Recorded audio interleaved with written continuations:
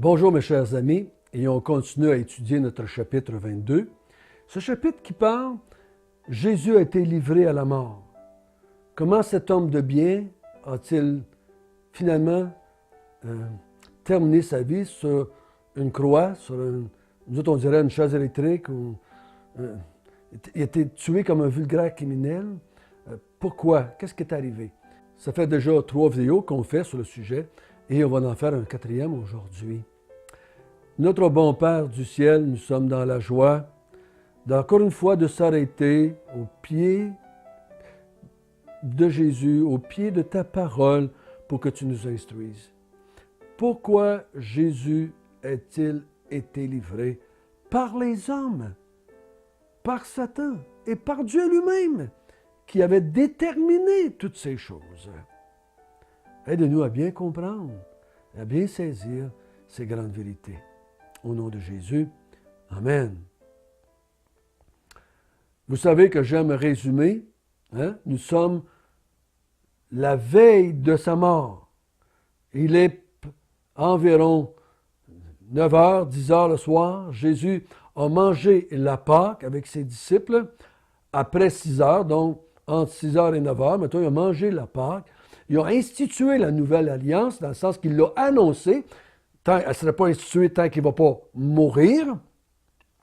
Et on a vu ensemble que même si les hommes voulaient le faire mourir pour toutes sortes de mauvaises raisons, lui veut mourir, lui désire que ça l'arrive à cause que ceci va enclencher, la nouvelle alliance, va enclencher le royaume de Dieu. Et son Père va retirer de la gloire du peuple qu'il sauve pour l'éternité. On a vu que Jésus c'est à cause des hommes, et les hommes vont payer pour le rejeter, les hommes vont être jugés et condamnés pour l'avoir rejeté, mais en même temps, il sait que ça avait été déterminé par Dieu son Père, qu'il devait mourir ainsi. On a vu ça jusqu'à là. Et on a vu hier que les disciples, pendant qu'ils mangeaient avec Jésus, Jésus a dit, « Il y en a un parmi vous, un qui est assis avec moi à cette table, va me livrer à la mort. » Et on a vu que les disciples ont commencé à se discuter, à disputer peut-être, qui va faire une telle affaire de même. Ça a dû amener une certaine tension entre eux autres. Qui d'entre nous est assez niaiseux, si je dirais en québécois, lequel d'entre nous est assez épais pour livrer notre Messie, pour livrer notre Jésus, notre Sauveur à la mort? Qui va faire cela? Parce que les disciples ne veulent pas qu'il meure. Jésus désire mourir. Mais en même temps, les disciples, eux autres, au grand jamais, ne veulent que Jésus meure. On va le voir dans les jours qui viennent. Ils ne veulent pas qu'il meure. Parce que pour eux autres, un Messie mort, ça ne se peut pas. Ça ne devrait pas être de même. Ils ne comprennent pas qu'il doit mourir pour l'établissement du royaume de Dieu. Ils vont le comprendre et ils vont l'accepter plus tard. Cette tension qui est née entre eux autres, à savoir qui était pour livrer Jésus à la mort, a enclenché le verset 24 jusqu'au verset 30. C'est ce que nous allons lire ensemble, si vous voulez bien. Il s'éleva parmi les apôtres une contestation. Lequel d'entre eux devait être estimé le plus grand? Jésus leur dit, « Les rois des nations les maîtrisent, et ceux qui les dominent sont appelés bienfaiteurs. Qu'il n'en soit pas de même pour vous, mais que le plus grand parmi vous soit comme le plus petit, et celui qui gouverne comme celui qui sert. Car quel est le plus grand? Celui qui est à table ou celui qui sert? N'est-ce pas celui qui est à table? Et moi cependant, je suis au milieu de vous, comme celui qui sert. Vous êtes ceux qui avez persévéré avec moi dans mes épreuves. C'est pourquoi je dispose du royaume en votre faveur, comme mon Père en a disposé en ma faveur, afin que vous mangiez et buviez à ma table dans mon royaume, et que vous soyez assis sur des trônes, pour juger les 12 tribus d'Israël. Pendant qu'il est là, pendant cette tension, à essayer de découvrir lequel était assez stupide de livrer Jésus, il y a une contestation, il y a une chicane qui commence entre les apôtres. lequel devait être estimé le plus grand parmi eux. Qui va être le plus important dans le royaume de Dieu que Jésus va établir? On voit à quel point ils sont ignorants de ce que Jésus est en train de faire. Si vous pensez que les disciples sont sauvés à ce moment-ci dans leur vie, ils ont des drôles de réactions pour des gens sauvés. Ils ne comprennent pas ce que Jésus est en train de faire. Ils ne comprennent pas encore la mort. Ils ne comprennent pas encore que la mort du Messie va être leur salut. Ils ne comprennent pas encore ça. Ils vont le comprendre et ils vont l'accepter. Mais pour le moment, ils ne le comprennent pas. Et ça va les emmener, cette incompréhension-là va les emmener à abandonner, à livrer Jésus à lui-même devant la mort. Ils vont l'abandonner toute la gang. Ils vont le renier toute la gang. Ils sont tellement préoccupés à savoir lequel qui est le plus grand qu'ils ne comprennent rien de ce qui se passe. Et Jésus dit, vous voulez être le plus grand, vous ne devriez pas être désirer ça. Parce que ceux qui désirent être les plus grands parmi les hommes finissent par être des tyrans.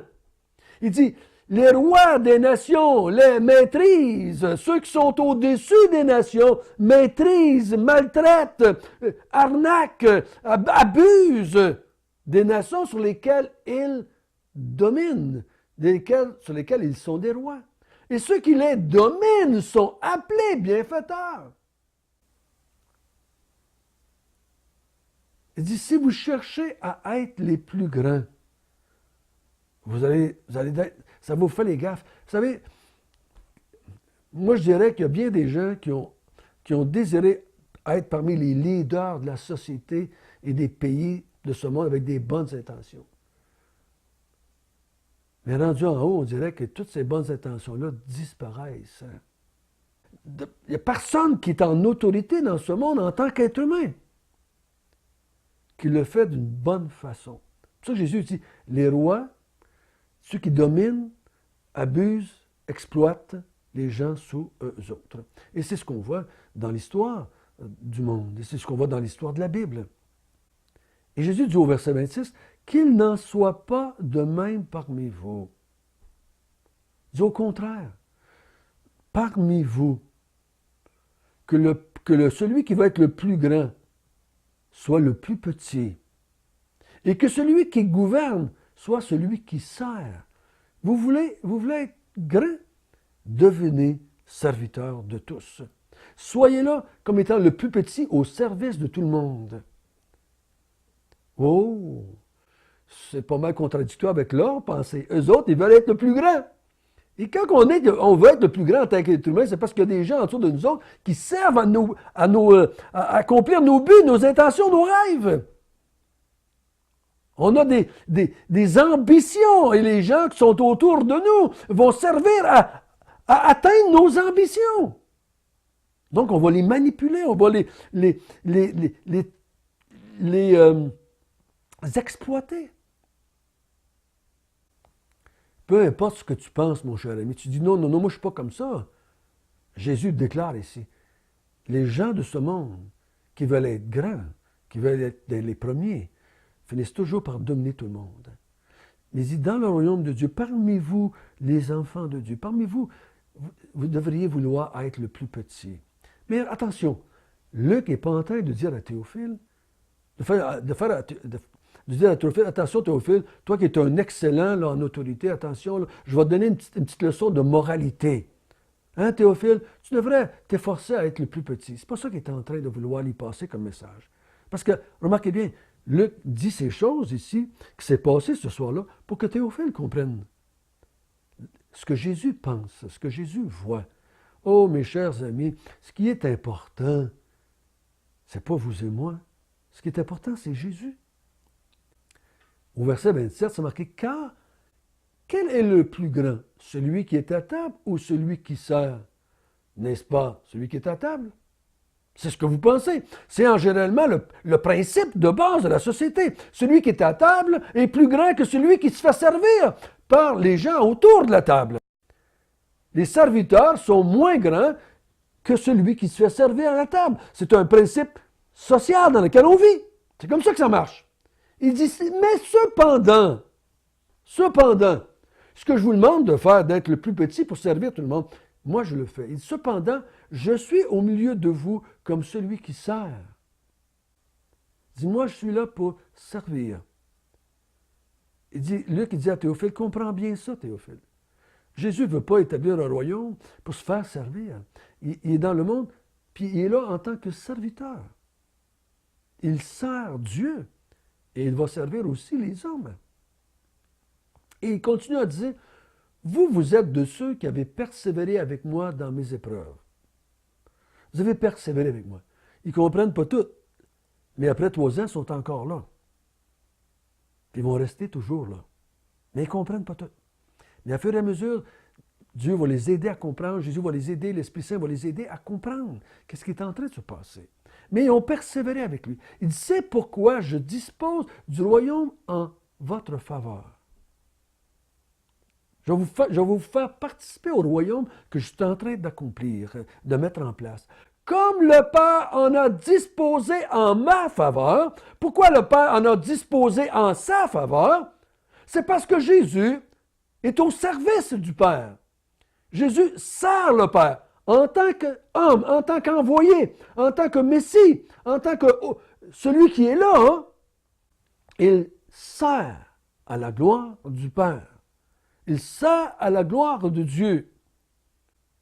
Comme mon Père en a disposé à ma faveur, afin que vous mangiez et buviez à ma table dans mon royaume. Il dit, le Père a disposé du royaume en ma faveur, c'est pourquoi je dispose du royaume en votre faveur. Si vous êtes petit, si vous êtes là pour servir le royaume de Dieu, si vous êtes là pour servir les gens, comme moi j'étais là pour servir Dieu mon Père, si vous êtes là pour la gloire de Dieu, si vous êtes là pour le royaume de Dieu, vous allez avoir part au royaume de Dieu. Vous allez entrer dans le royaume de Dieu. Il va vous être fait la faveur d'être dedans le royaume de Dieu. Vous allez avoir le privilège de vous asseoir avec moi à ma table dans mon royaume. Vous allez faire partie de ce royaume-là. Mais ici, il va falloir que vous changiez d'attitude. Et vous allez être assis à ma table. Vous allez jouer avec moi du royaume dans lequel on va être ensemble. Et vous allez juger les tribus d'Israël. Les autorités d'Israël vont me crucifier, ils ne veulent pas m'avoir, ils vont me rejeter. Et vous qui acceptez, vous qui m'acceptez, vous qui acceptez le royaume de Dieu, vous qui acceptez le fait que je vais mourir et que je vais ressusciter, que je vais être rejeté, que je vais être crucifié, dans ces épreuves, fait partie de cela. Hein? Ce n'est pas juste les épreuves des premiers 3 ans, et là, mais ça comprend aussi la croix. Vous allez vous persévérer avec moi dans mes épreuves. Vous allez continuer avec moi jusqu'à l'autre bord de la croix, jusqu'à l'autre bord de la résurrection. Mais ça va vous donner le droit de vous asseoir dans le royaume et vous êtes assis sur des trônes et vous allez condamner Israël. Faire attention ici. C'est pas que nous autres, on va commencer à juger les gens. Mais toi, tu ne devras pas aller au ciel, puis toi, tu vas aller en enfer. Non, c'est pas ça qu'il est en train de dire. Il dit, le fait que vous acceptez que je sois le Messie, ce genre de Messie-là, va condamner Israël. Ça va démontrer qu'Israël s'est trompé. Israël n'a pas fait ce qu'il aurait dû faire. Pourquoi est-ce qu'ils vont être jugés et condamnés par Jésus et par les apôtres? C'est parce qu'ils n'ont pas voulu croire. Ni l'enseignement de Jésus, ni les enseignements des apôtres, que les apôtres vont emmener un peu plus loin, un peu plus tard, qu'on pourrait lire dans les Actes des apôtres. Les disciples, avec l'attitude qu'ils ont présentement, Jésus leur dit ça ici, là. Ils ne vont pas changer, là. On va le voir. Et avec leur attitude de vouloir être le premier, leur attitude de vouloir être servi au lieu de servir, va les amener à tout renier qu'on va voir demain. Ils vont tous renier le Seigneur Jésus. Il n'y a pas juste Pierre qui renie. Tout le monde renie. Tout le monde abandonne. Tout le monde rejette. Jésus, il est livré à lui-même. Il n'y a personne parmi les êtres humains qui vont l'accompagner vraiment. Il va être seul devant la mort. Ils vont changer d'opinion plus tard. Mais pour le moment, ici, là, ils ont une attitude bien mauvaise. Pendant que Jésus leur annonce qu'il va souffrir, qu'il va mourir, qu'il va être rejeté, qu'il va être crucifié, que son corps va être livré à la mort, que son sang va être versé pour la nouvelle alliance, eux autres, tout ce qu'ils pensent, c'est être le plus grand dans le royaume de Dieu. Jésus dit, il va falloir que vous changiez d'attitude. Et on sait, parce qu'on connaît la fin de l'histoire, on sait qu'ils vont changer d'attitude. Mais si je suis Théophile, qu'est-ce que je vois ici dans mon texte? Je vois un Jésus qui accepte la mort, qui désire la mort, parce qu'il veut établir le royaume de Dieu. Son Père l'a envoyé pour établir le royaume de Dieu, et Jésus dit, mon Père m'a donné le royaume de Dieu, et moi je vais aussi vous le donner. Comme je vais participer au royaume de Dieu, vous allez participer aussi en tant que mes disciples, en tant que mes gens qui suivent. Jésus ici, il parle non pas en tant que Dieu, mais en tant qu'humain qui représente la race humaine. En tant que race humaine, Jésus s'est identifié avec nous, et il va s'identifier avec nous pour l'éternité. Jésus ne va jamais, si je peux dire ainsi, il ne va jamais cesser d'être un homme. Parce qu'il a un corps ressuscité, il est monté au ciel avec son corps ressuscité, et je crois qu'il va passer l'éternité dans son corps ressuscité. Ça n'y enlève pas sa divinité. Mais il va rester un être humain pour l'éternité, je crois. Parce qu'il s'est identifié à la race humaine pour toujours.